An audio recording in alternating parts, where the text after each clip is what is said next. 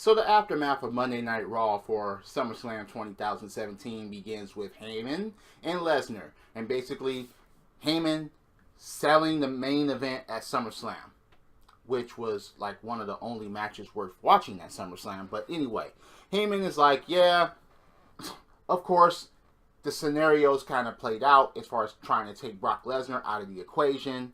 But you knew damn well that Brock Lesnar, he wasn't going to have that, so he came back out.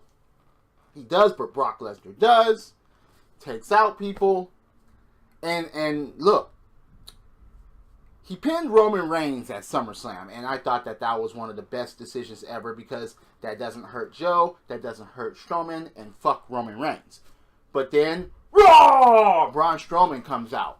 Now, let's analyze the situation. Brock Lesnar basically made the case one-on-one. So basically, okay, we basically picked up where we started from. Because I remember a couple of months ago, before Strowman got injured or whatever, he came out against Lesnar, challenging him one-on-one anyway. So basically, this was, okay, the pause button just, okay, play. Alright, we're back. We're back to where we were before, as far as having a one-on-one confrontation between Braun Strowman and Brock Lesnar. But this confrontation ends up with being 2 power slams to the Beast. Nice to try to sell this.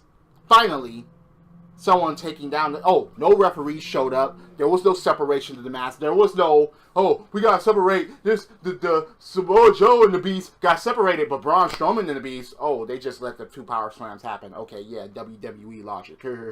But then again, there was no Brock Lesnar trying to attack or anything like that. But still, Joe had the upper hand on Lesnar too, and then Kurt Angle called out security. But this time, oh no, that shit didn't happen. But anyway, so basically this is just a setup for No Mercy. Brock Lesnar is going to go against Braun Strowman for the Universal Championship at WWE No Mercy 2017. And it's like, alright, fine. I think the case was made. Because, again, Braun Strowman was the one that took out Lesnar during the match at SummerSlam.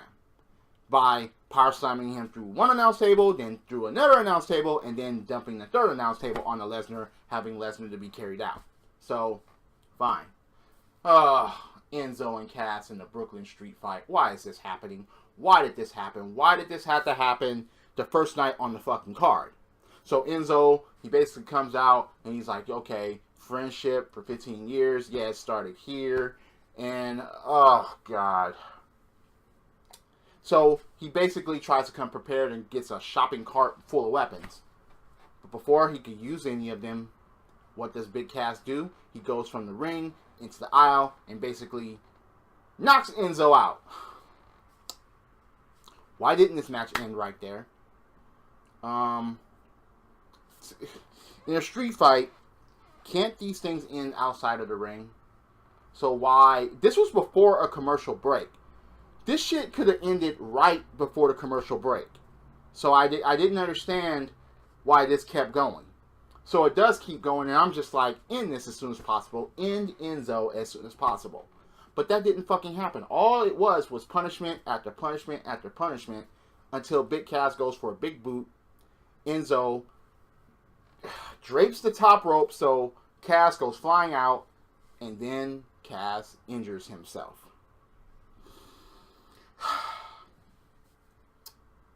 Now, this is the point where I'm very, very confused. If Enzo was going to get rewarded the match, why did it have to be through a stoppage?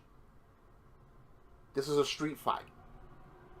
Now, okay, so they're signaling that Cass was really injured.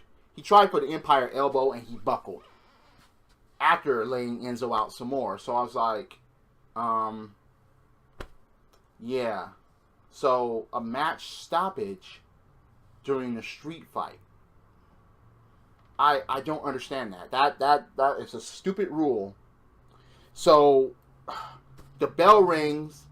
Cass looks more concerned than anything about his injury, and the bell rings and Enzo wins. So after all of that,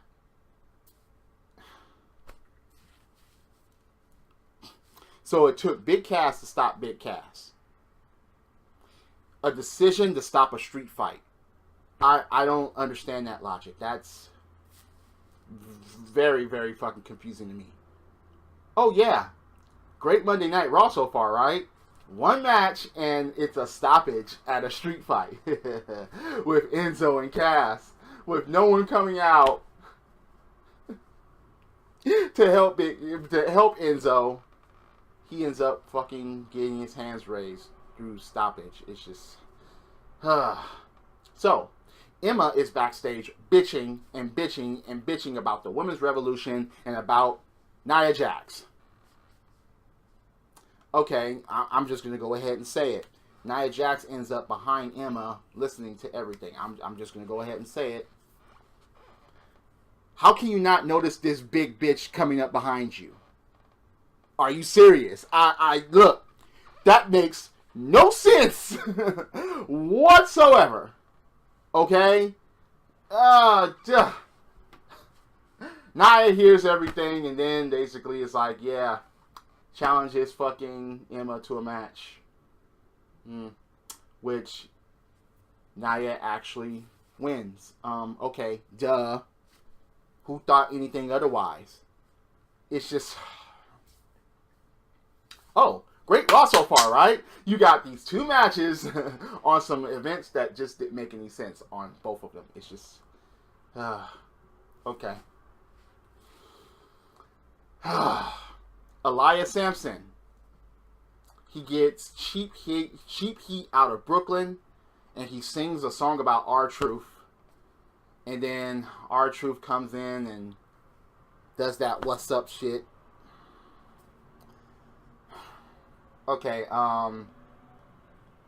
did anyone think that RTruth was going to win? Who wants to ride with Elias? Who wants to... We're 3 matches in the Raw, and you got Enzo versus Cass in a street fight. You got Emma versus Nia Jax, and then you got Elias versus RTruth. Oh yeah, great Raw. It's just, God. Drift away. 1, 2, 3. We don't believe in RTruth. Get the fuck out of here. Whatever happened to Goldust? I thought he was supposed to be doing something at SummerSlam, or keeping his eye out for someone and introducing his next feud, or introducing... look, that didn't happen. So, Kurt Angle comes out, introduces John Cena. Why the fuck did that happen? Why didn't you just let John Cena's music play? And, okay, fine. Still wouldn't have been a surprise, but still. Saying his name and then having his music play, oh, yeah, you get the tune of John Cena Sucks. Ready? Okay. So, fresh off the burial of Baron Corbin at SummerSlam, he comes out and he's like, why am I here? Well, he said that he saw Angle at SummerSlam and he wanted to be face-to-face with a certain WWE superstar. Out comes Roman Reigns. And I'm like, I'm waiting for a superstar to come out. Yeah, this is... So, yeah, where's the superstar? Roman Reigns comes out. Now, if they're gonna try to book this match, especially for fucking WrestleMania, I wonder how the crowd is gonna be during that match, especially the grown men. It's not gonna be let's go Cena, Cena sucks. It's gonna be like Cena sucks, Roman sucks, Cena sucks, Roman sucks. Maybe there'll be like 10 beach balls out in the middle of the fucking audience. Maybe the wave will be done all fucking match. Maybe. I don't know. Just Cena versus Reigns, come on. And don't make that be for a fucking belt. It's just... No. That... Anyway. You get Cena that says, okay, you were exactly who I was looking for. And Roman Reigns was like, okay, yeah, you've been running your mouth on Twitter. Okay, so... are you going to do it face-to-face? Are you going to, you know... Cena was like, I didn't come to talk. So, they're about to get it on. And then next thing you know, the most awful WWE champion of all time comes out. Yes, the Jizz. And look, that's still that's still what I think. He's the most awful ever because he has the less skill. He always rode the coattails of people. Have you ever noticed, whoever he has beaten or has associated with pretty much has been ruined as far as their careers go?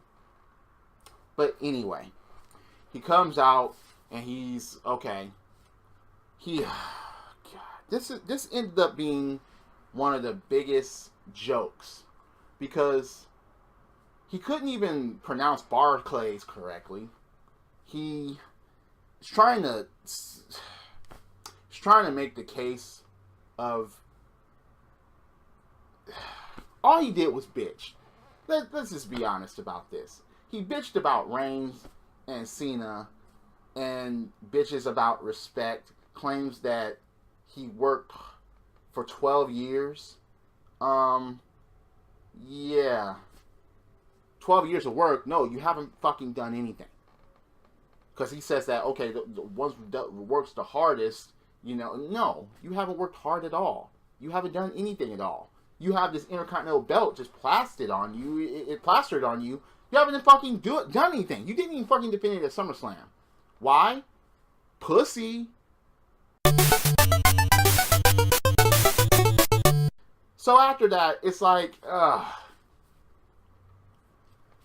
course, Cena calls out Miz and any one of his crew in order to go against Roman Reigns and John Cena tonight. And the Miz happily declines because, of course, he doesn't want to see action against either Roman Reigns and or John Cena. As far as the last time that Cena and Miz were in the ring, what happened? You and your wife got owned by John Cena and fucking Nikki Bella at WrestleMania. Yet we're supposed to believe in you. But Samoa Joe comes out, and I'm like, okay, all right, maybe this will be interesting. He hits in the ring, and he gets in the faces of both John Cena and Roman Reigns. And I'm like, that's the way heel should do. That's the way someone should do. And he's like, yeah. He goes to Roman Reigns, and he's like, look, I'm sick of you. I'm sick and tired of you saying that this is your yard. Whenever we're one-on-one, I own you.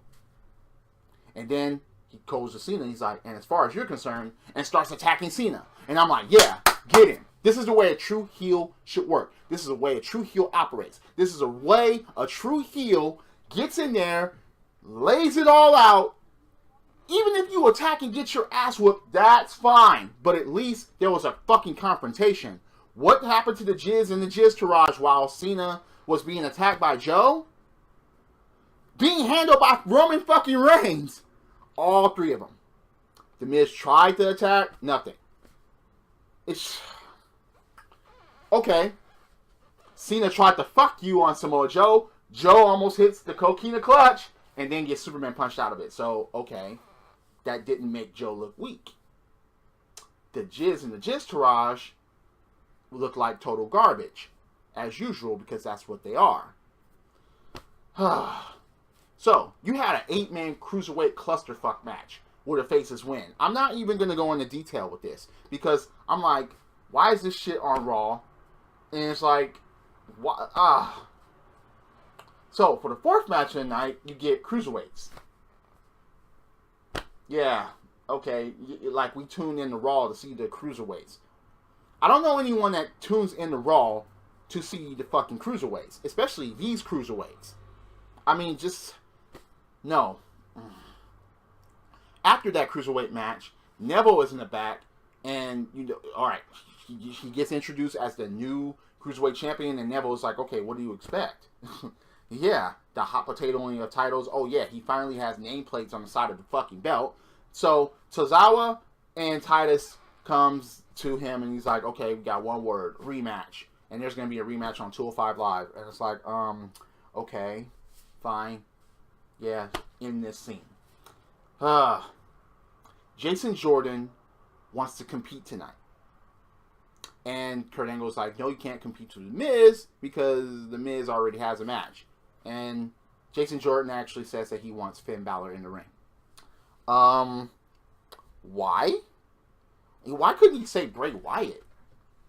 At least. He said Finn Balor. Okay, Finn actually won his match, but it was the Demon that won the match.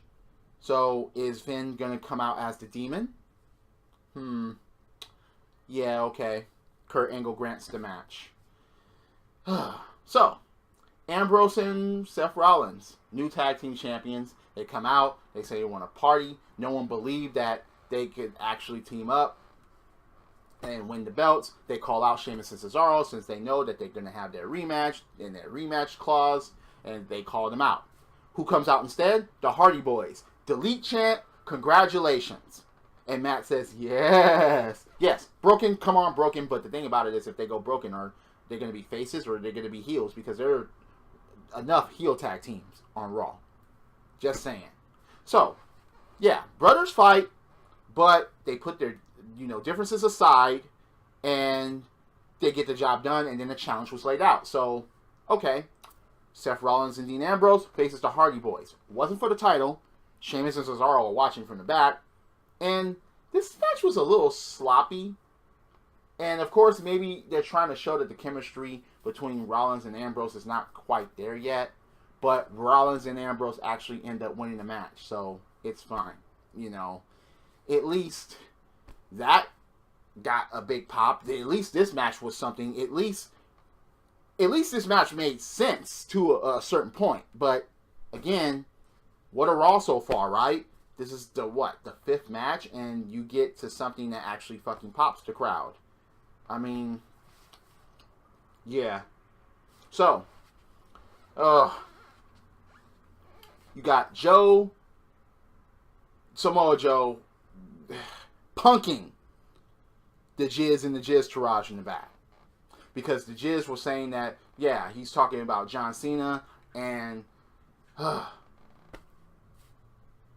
kind of funny that he says that, yeah, if you want to ruin his movie career before it starts, you come talk to me. I'm always, owning John Cena, whatever, and that's not true. But Joe stood up and he's like, okay, this is the way it's going to play out. He told all of them to shut up, and he's like, all right, look. You two be a presence outside, and you be obnoxious and unorthodox in the ring as you usually are. Any questions? No, and Joe walks away. So, yeah. Usually heels would get in each other's faces as far as control. Miz got punked. It got punked, and it's like, damn, you can't be taken seriously if you're being punked by everybody and you're being a little bitch with everybody. It just doesn't make any sense that way. I just want to know, why does people take the Miz seriously as far as wanting him in the main events when he gets punked and bitched out by everybody? You can't have that as a fucking heel. You just can't. Not on the microphone, not in the fucking ring. You just can't. Okay? It's just garbage. Oh, God. But at least Joe didn't lose anything. Joe is exactly what. Look, at least he didn't. At least they didn't fuck up Joe. I mean, don't fuck up Joe. So you get Sasha, the boss. She's like, okay, there's no goddess in the WWE. She says she will defend the belt, and she's the one legit boss.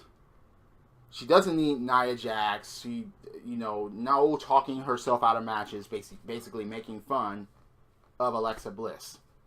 And she's a 4-time champ. Yes, she is. Alexa comes out, she's like, okay, what are you talking about defending it? Every time you defend it, you lose it. And the boss was like, wait a minute. Every time we face each other, you either, ran or or tapped. So basically, there's going to be a rematch next week.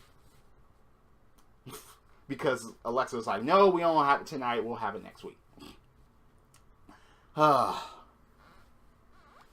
Finn Balor versus Jason Jordan. Why? Why did this actually have to fucking happen? And why is Finn Balor coming out as regular Finn Balor? Why can't you stay the demon? For me, that doesn't make any sense.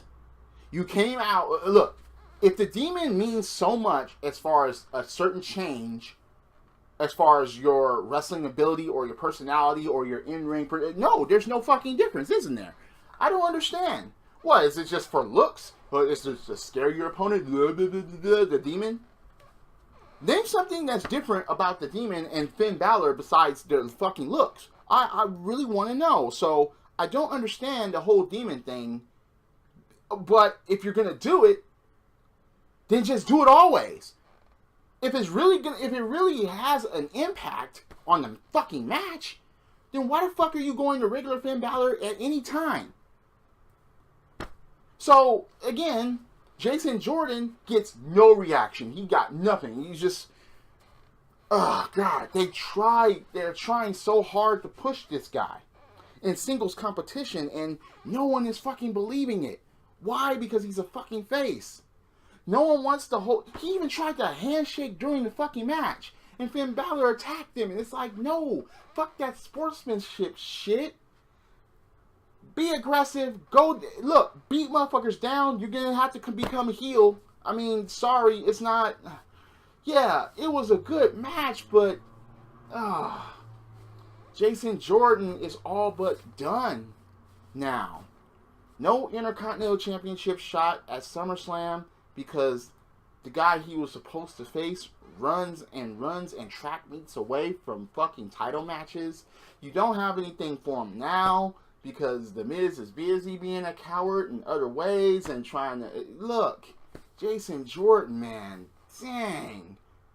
You had this big hype about him. Oh, he's Kurt Angle's son. But now you got nothing. It's a damn shame. So, in 2 straight nights from SummerSlam to here, you have him get the dick licking finally and get pinned by The Miz, which made no sense, which killed all momentum, and now you have him lose to Finn Balor. Not the demon, just regular Finn Balor. No interference, no Bray Wyatt, no nothing. Just... So, you have Cena and Reigns versus Joe and Jizz. Okay.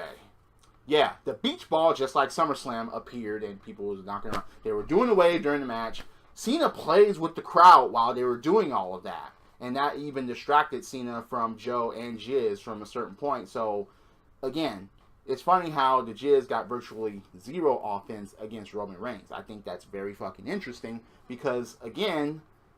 Are we supposed to take this guy seriously? Now, Cena will let just about anyone get offense against him. He'll just do the super magically delicious comeback and give someone a fuck you and pin him. And this match was no fucking different. Now, it's funny how, once again, the Coquina clutch was on John Cena. Roman Reigns tries the Superman punch, and he hits John Cena. Why the fuck do you think that Joe was going to fall for that twice? Why? So, while Cena's knocked out, Joe and Reigns were outside of the fucking ring. The Jizz wanted to fucking pick up the residue and pick up the victory that way. He tries another dick licking finally, but nope. Cena picks him up and gives him a fuck you. Yeah, the F you. I just don't like it called the AA. No, just, it's the fuck you. It's the F you. 1, 2, 3. Cena and Reigns actually win the tag team match. Just... Wow, that was a good Monday Night Raw following SummerSlam, was it? Oh my god, SummerSlam was a good fucking... If you don't understand, if you don't know that I'm being sarcastic, come on. SummerSlam was garbage, and this Raw followed the garbage with a stinky show. It's just... goodness. Anyway, do you agree or disagree with my opinions? Please let me know in the comments section below. I'm always open for a debate about wrestling. Hit that like button, hit subscribe, turn on those notifications. Damn it. And now we're going to lead up to No Mercy, a Raw only pay-per-view, by the way. You got new tag team champions, fine. A new women's champion, fine.